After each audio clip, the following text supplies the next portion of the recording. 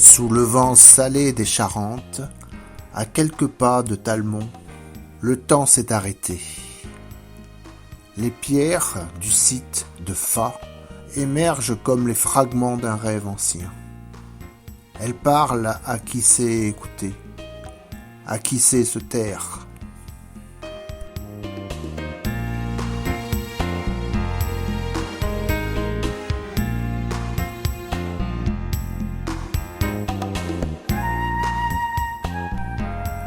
Autrefois, ici, s'étendait une villa gallo-romaine, vaste, prospère, vivante du matin au soir. On y foulait le sol de mosaïques colorées, on y entendait le chant des artisans, le pas des chevaux, le murmure des fontaines.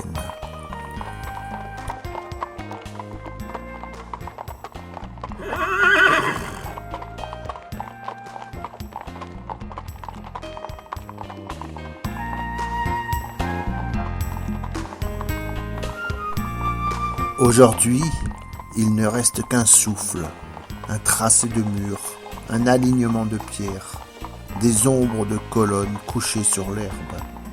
Mais sous la terre, un autre monde attend encore.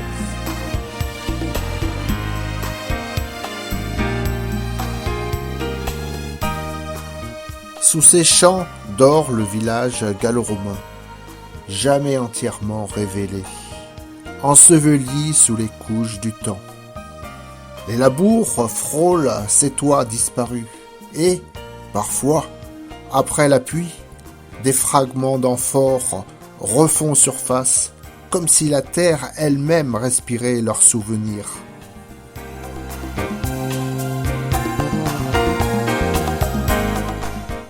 Certains disent qu'à la tombée du jour, quand le vent tourne vers l'ouest, on entend encore le cliquetis des forges, le murmure des marchés, le rire d'un enfant courant entre deux murs effacés.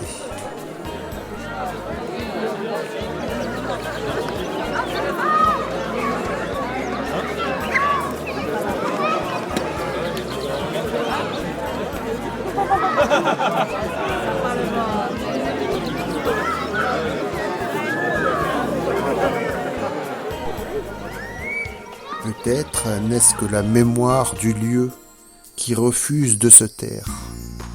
Car Fa n'est pas seulement un vestige, c'est un seuil, un passage entre deux temps, où le présent effleure le passé, et où la terre, patiemment, protège encore les traces d'une autre vie.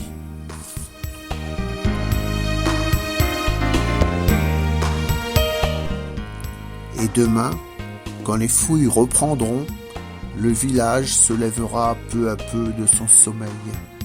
Les pierres parleront à nouveau, et Fa racontera son histoire, celle que le silence a gardée pendant près de 2000 ans.